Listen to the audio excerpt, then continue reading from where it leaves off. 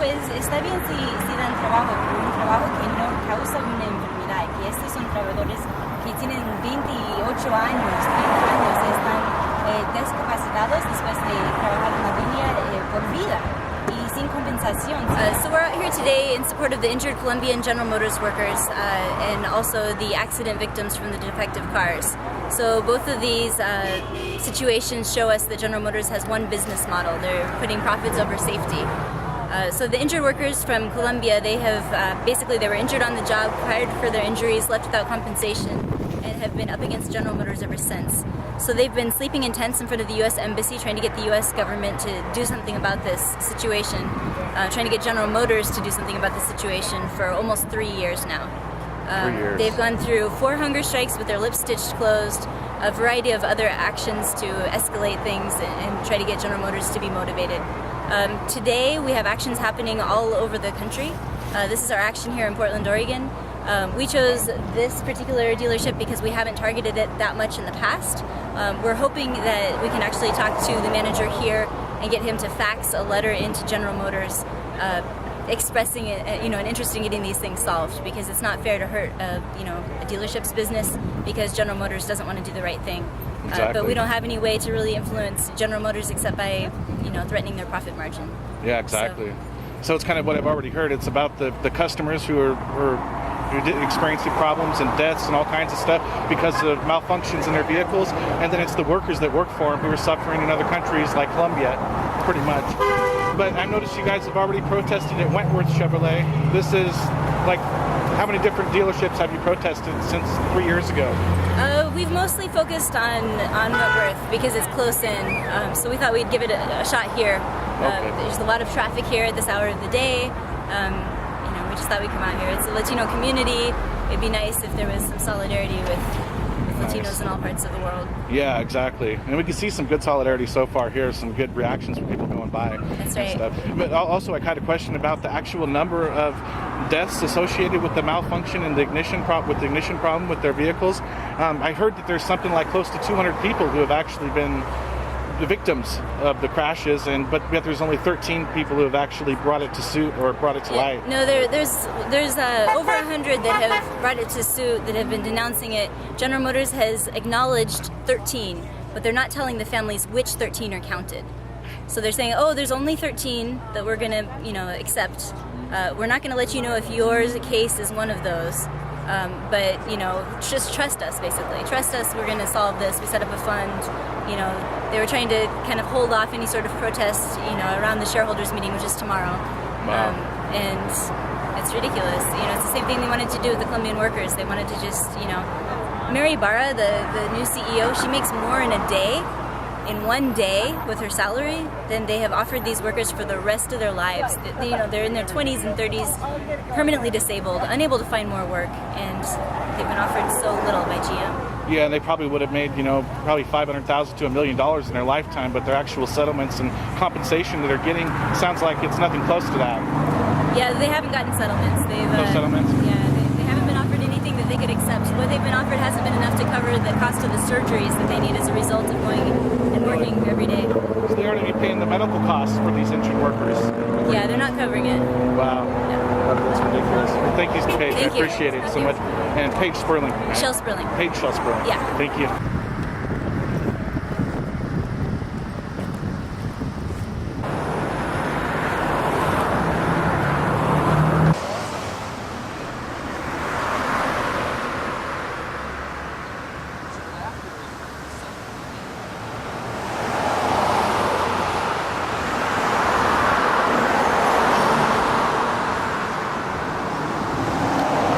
As to the detail in which they knew stuff, I don't know. The bottom line is it's a culture, it's a profit-first culture, and as long as it's a profit-first culture, then human lives and human health is going to be secondary, and they're going to base their decision-making on how much profit they make. And I think it was the same thing with this. They probably figured, well, in the worst case scenario, we'll still do better by being quiet about this and hoping it never comes out.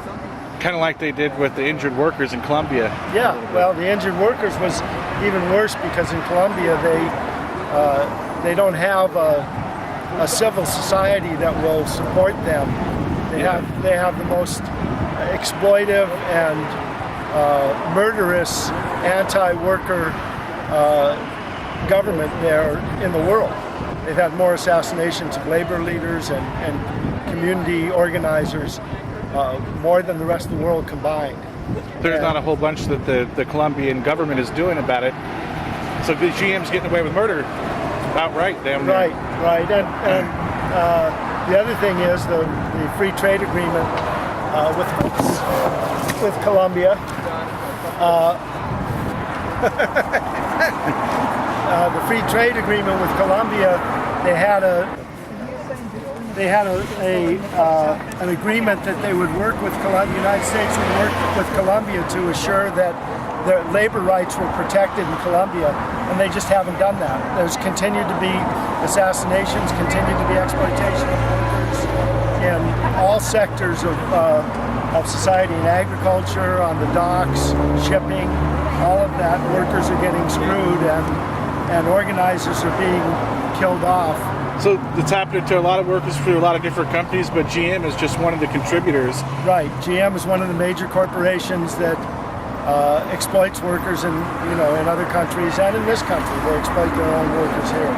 Be surprised to know, or most people would be surprised to know that GM is one of those contributors, Well, most people, if they put two and two together and realize that we spent taxpayer money to bail them out, and they're still exploiting workers, and they're still killing their own customers. Yeah, exactly. And then they would be out here with us if most people cared. Yeah, exactly. But this is to educate people about it.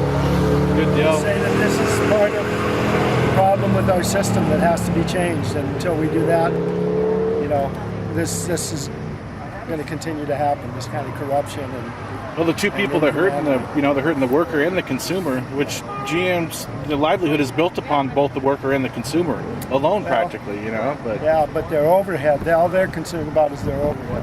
As long as they can sell their cars, they're going to try to pay as little as possible to the workers, and then they hurt the consumer as little as possible for them.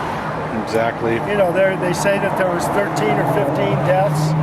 There's more like probably 100 deaths or more as a result of this ignition problem. They just haven't been documented. That's what I heard too. Yeah, so. And I've heard there's hundreds of workers that have been injured down there in Colombia too that came forward. Yeah, well, after the Azotrical, the workers who originally protested about the working conditions, after they protested and were fired for having injuries on the job instead of being given medical treatment, the company GM put in I think $6 million towards reconstruction of the factory to be more safe and ergonomic for the workers. In other words, where they had to pick up 100 or 200 pounds, lift them constantly to do it, they put in machinery that they had.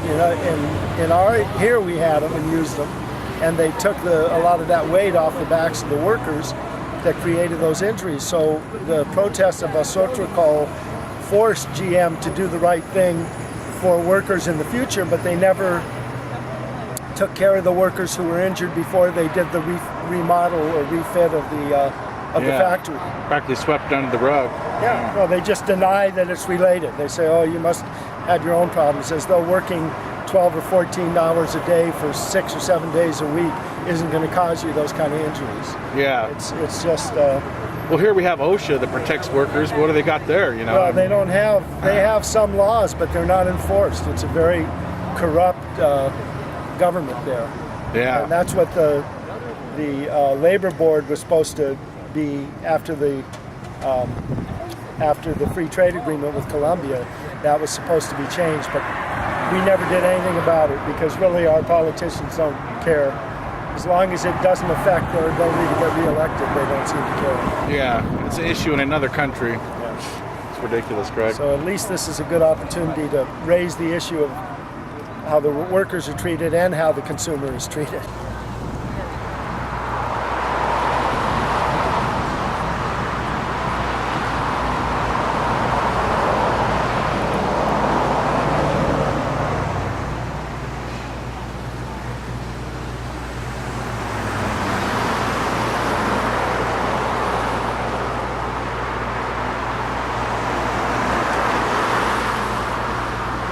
Okay, so anybody that's coming inside, come inside with me.